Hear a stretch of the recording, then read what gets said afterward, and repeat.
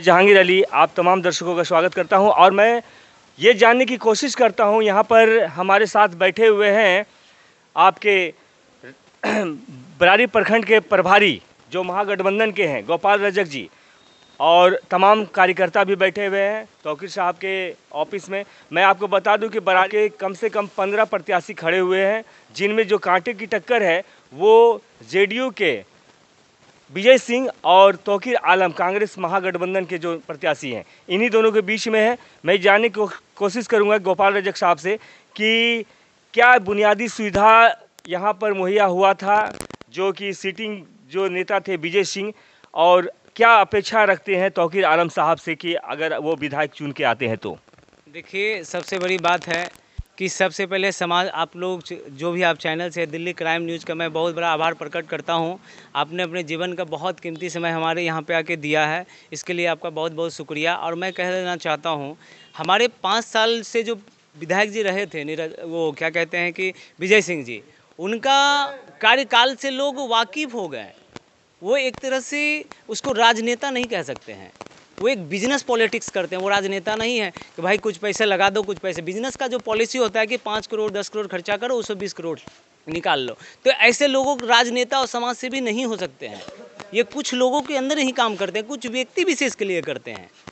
और हमारे तौकीर साहब जी जो है, यहाँ से कांग्रेस के प्रत्याशी महागठबंधन ने जो बरारी का पदभार उनको दिया है और यहाँ से जो उनको टिकट दिया गया है, तो हम कहेंगे कि ये योग्य व्यक्ति हैं। ये पढ़े लिखे भी हैं और शिक्षित भी हैं और समाज से जुड़े हुए लोग हैं और ज़मीन के नेता हैं। नेता 2 प्रकार के होते हैं, कि हेलीकॉप्टर वाला, एक ज़मीन वाला।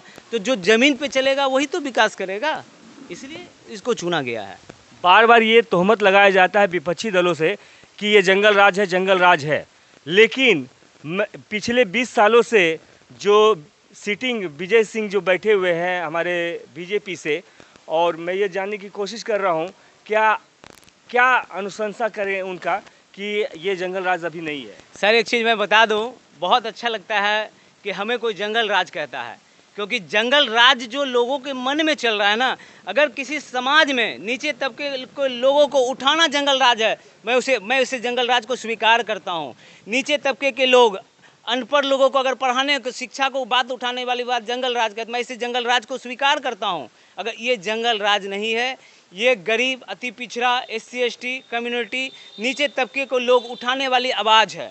और जंगल राज इसलिए कहा जाता है, एक अकेला लालू प्रसाद यादव जी अति पिछड़ा के पूरे बिहार के एक ही नेता थे जिन्होंने अति पिछड़ा को ऊपर ले जाने का काम किया है धरातल पे।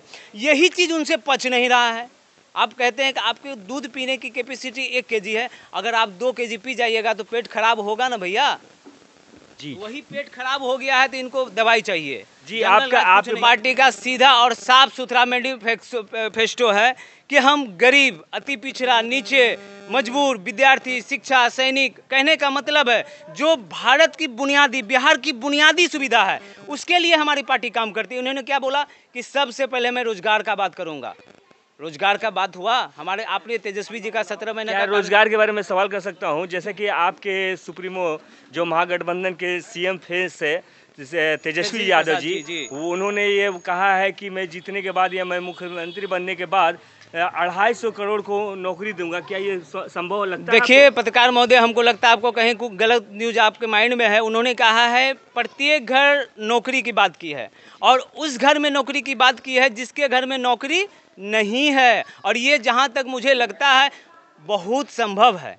ये 10 लाख नौकरी की जब बात की थी, यही विपक्ष में बैठी सरकार ने क्या बोला, बाप के घर से पैसा लाइब कि बाप के घर से देब।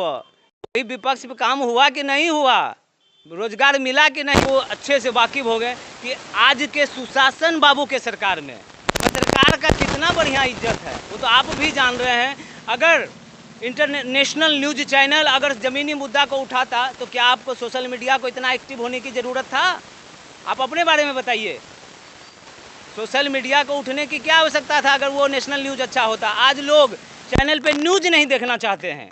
क्यों नहीं देखना चाहते हैं? इधर कांग्रेस प्रवक्ता, इधर राजद प्रवक्ता, उधर बीजेपी वाले को बैठा देते, दिन भर मुर्गा वाला चोय चाय करवाता है, मुद्दा कुछ नहीं। ठीक चलिए, है। ये बात कर रहे हैं गोपाल रजक साहब कि दोनों समुदाय को लेके चलेंगे ये सरकार, ये नहीं कि मंदिर और मस्जिद की बातें करेंगे।